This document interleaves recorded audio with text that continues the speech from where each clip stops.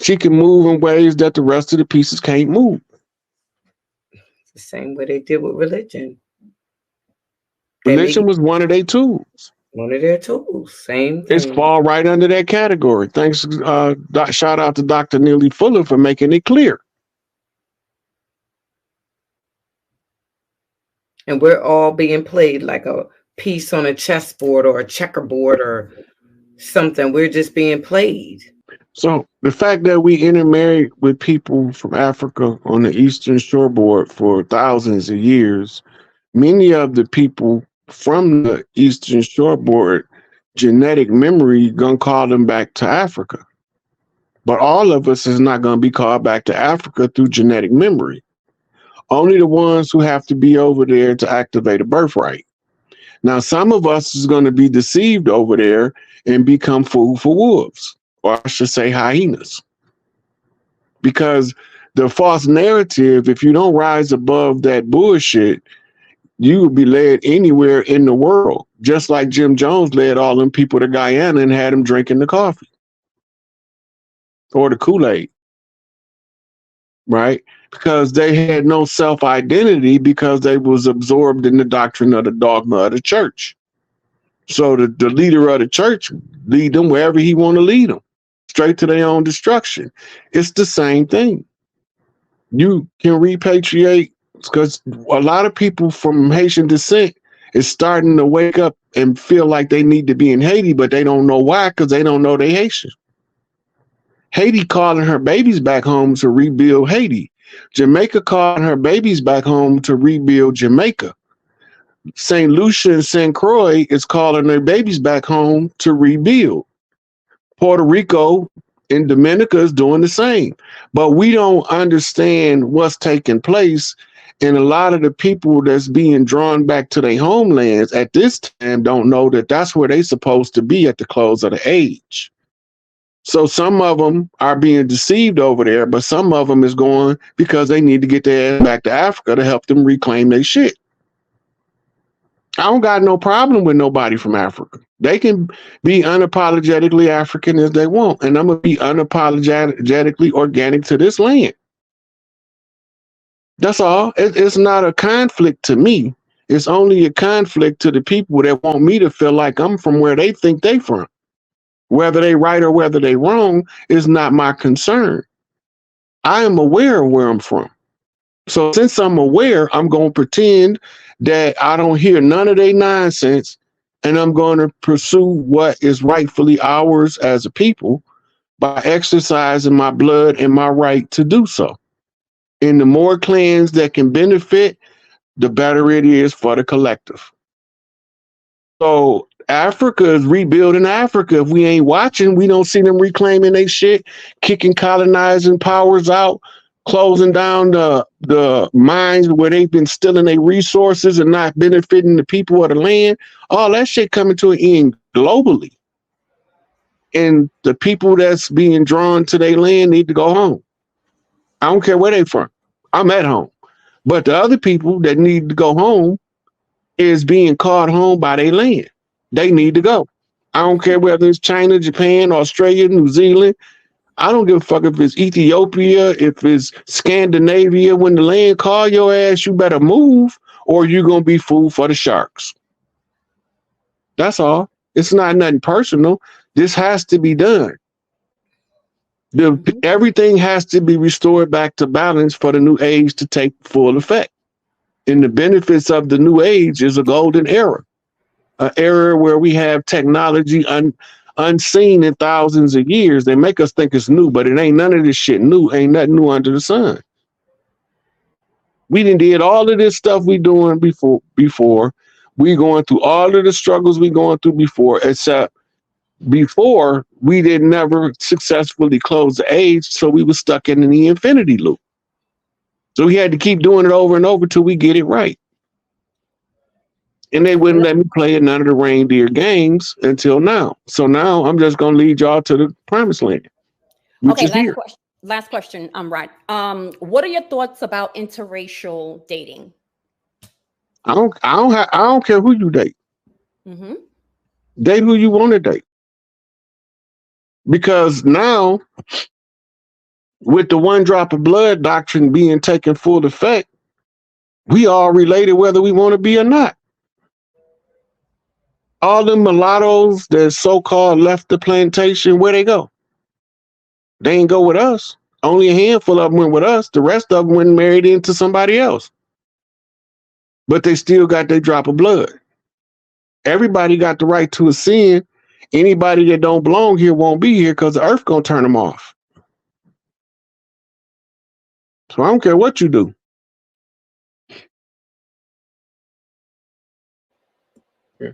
So they found bones up around Philadelphia that's older than like 80,000 years old. They found them in Florida. All over the land, they've been finding bones that's older than bones that they've recovered from Africa, except for Lucy. Humans is primates. Humans are primates? Yeah, based on genetic definition of a primate. Based on the status that they put us in with primates? Based on the description, okay, so you got mammals, and then the mammals is broke up into types, and then they broke up into types. Oh. Right? And on the mammalian hominids are under the classification of primate. Well, if you believe in that, then you're sure you do not believe in out of Africa theory, because all that comes together. Are you talking about the evolution from a monkey to a human? Yeah. I don't believe that shit. Oh, okay. Well, that's pretty much what they're saying the primate stuff is like. No. Look, at different times, you have different upgrades to the genome. As these upgrades take hold, it alters the genome of the old species and produce a new species. It doesn't continue because the genome is no longer functional in the new system. So the current primates, though we have genetic similarities, they still not the same species. That's why we can't have sex with a chimpanzee and make a baby. Mm-hmm.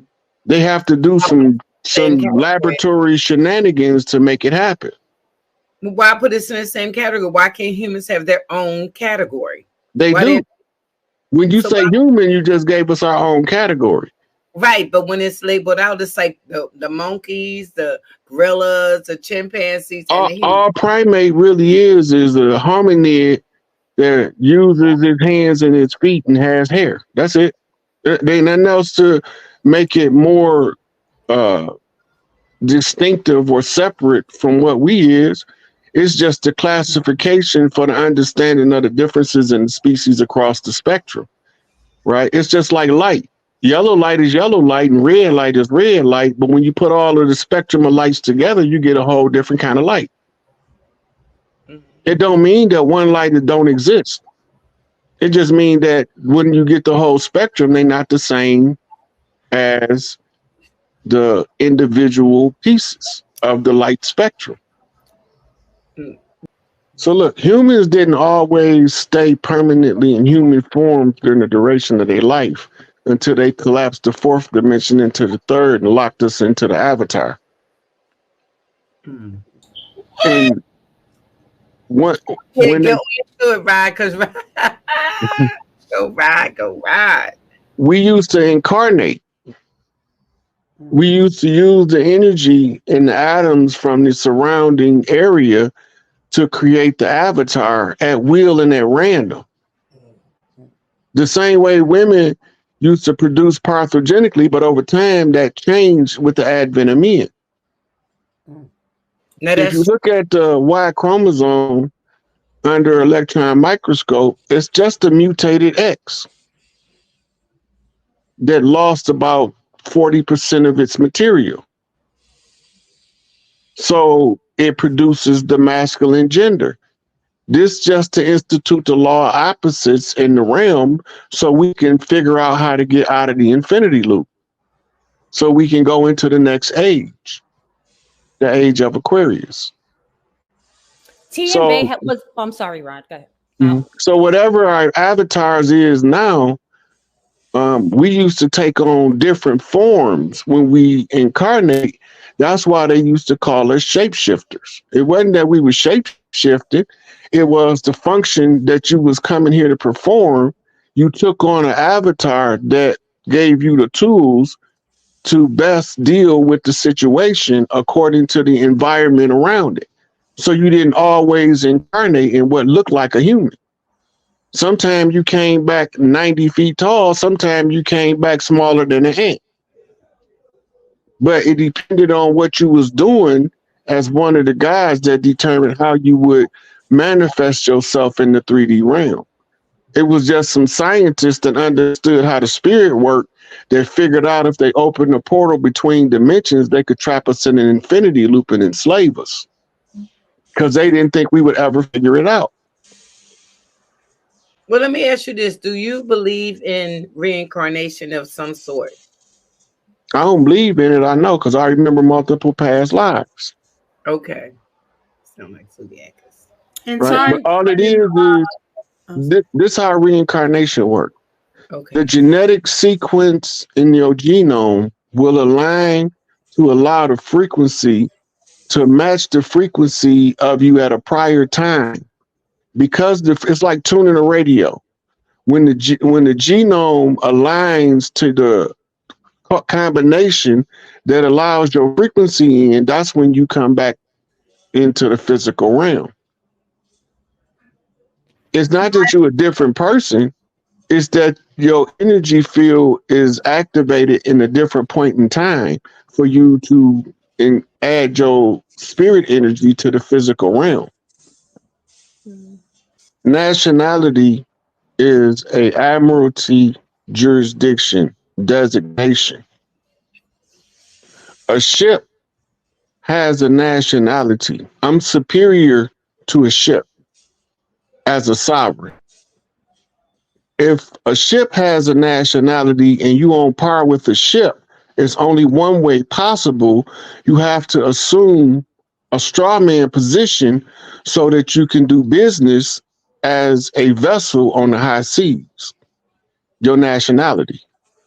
We are ascending beyond nationality now to sovereignty, which makes nationality no longer the order of the day. It becomes obsolete. It's expired. That contract no longer is valid. 100 years ago, you would have had to assume a nationality in order to do business on the land with the corporation. So nationality 100 years ago was the order of the day in order to get us out of the economic rut we was in. We don't need none of their shit now. We don't need their nationality. We don't need their citizenship. We don't need their government.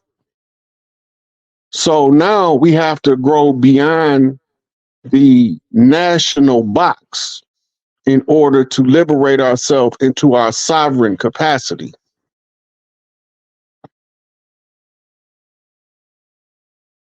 Record of us being transported from one part of our land to another part of our land so they could tell us that we foreign to the entirety of the land. They got this recorded. That's why I say you could pull it up. Slaves transported from the north to the south. There you go. Well, remember, they say that the north was non-slave holding and the south held slaves. That's not true. So how are you transporting slaves from the north to the south? You have to be transporting POWs you caught in the north to the south. But do whatever story you tell them, our ancestral information, data, always leaks out in the detail. Oral tradition. Pay attention to that, because we didn't go by the written record. We went by the spoken word. This is why we had griots. Also, the reason why I brought up him navigating the land, because they're describing the native, but they telling us he's from Sierra Leone. He's a foreigner, but he's performing as if he's familiar with the territory he's currently on. That's the description of the native. That's why I asked you, where'd you get Seminole from? And you say, I wrote it. Because when the enemies tell us the story of the Gullah Wars, they call us Seminoles to control the narrative that runaway slaves joined on to the tribes and we fought alongside the tribe as runaway slaves, but we was chiefs the whole time. bringing our armies to come fight in the Gullah Wars, to give aid and assistance to the distressed tribes that we was called. The call didn't come from Florida. The call came from the Carolinas. But we all fought the war in Florida to try to stop the advance of the Spaniard. The conquistadors is who we was fighting in Florida. And that's how we got to be called Seminoles. Right. But Rob, understand. So that's the term Cherokee, right? If you go to Google and type up etymology of Cherokee, it's going to tell you the tribes that was classified as an exonym. They didn't name themselves Cherokee. Invaders named them Cherokee. Right. Right. Yeah. So what I'm showing you is they gave us a narrative, and then their universities taught it as the facts. Right. The purpose of the narrative was to separate the people and the land, so we would never reclaim the land from the invaders. The invaders that did it were Spaniards. These invaders brought us their Spanish conquistador culture and their English culture. Exactly. They was a band of royal families from Europe, across Europe, Frenchmen, Dutch, Portuguese, but they was all melanated. The servants they brought originally with them was paleface. And the slaves that they caught up in the wars they had with Mongols, Huns, and Vedics. Right. These people was put into villages over in Europe, but when they brought them over here as their servants, they are now a single group of people through marrying who was in the village. They bring them over here and send them to Indian school as children. And this is how they systematically replaced us. And this is why the razzle dazzle with the names. The names is to confuse us to our identity as being from this land, the same as reparations is being used, because if you accept reparations, you accept the fact that you ain't from this land. Therefore, whatever the wealth of the land is, you have no stake in it. It's systematic, it's military, and it's cultural warfare. Dr. John Henry Clark told us that these people has been fighting a war on our culture. It's just so happened that we are also part of the culture, the bucket compared to what we owe. I agree. The wealth of the people of the land far exceed anything they can muster up to give us reparations. They know this. They need you to claim somewhere other than the Americas. So now, whatever the turnaround bring the tribes from over here, you accepted reparations and said it had nothing to do with you. It's taking the dollar so that you can forego 100 million.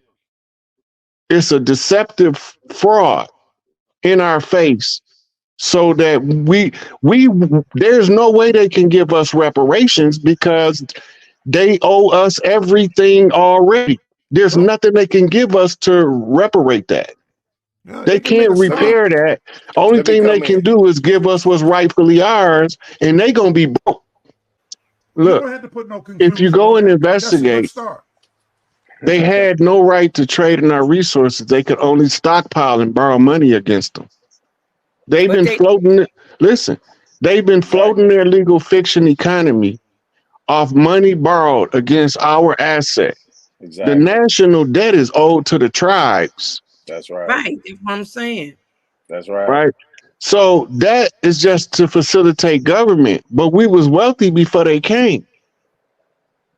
You probably right. So ladies. we just trying to get the land and the wealth of the land back, and they trying to give you reparations to forego that. Okay, I got you. Right. I got you. Instead of taking what you rightfully deserve and what's rightfully yours, I'm gonna give you a payout so that when anybody come for what's rightfully yours, I already paid you. You've been reparated. To add to that, when you review all of the people that the United States government gave reparations to, there's a common denominator. All of them tied back to a operational corporate government somewhere in the world, right? This government had a lobbying body that fought for their people that was in the Americas to receive the reparations payout. The prime example is the Japanese that was held in internment camps during World War II. As part of the settlement of World War II, the peace treaty, they gave reparations to those, not just Japanese, they had some Chinese mistaken as Japanese in those internment camps too. But they didn't give them reparations. They only gave the Japanese reparations because it was part of a negotiated contract between two corporations to settle a war. We talking about the reparations. First of all, their money is legal fiction. It's fiat. That means they said it has value. Ever since 1933, when they took us off the gold standard, their money has no value. Right. It's only valuable as long as they can use it to trade oil. Right. Well, the BRICS nations then damned them on that dollar. So now their reparative dollars have no value to the tribes. Our wealth is tied to the land. Give us what's rightfully ours, and you can take your monopoly money and wipe your ass with it. Right. But if you accept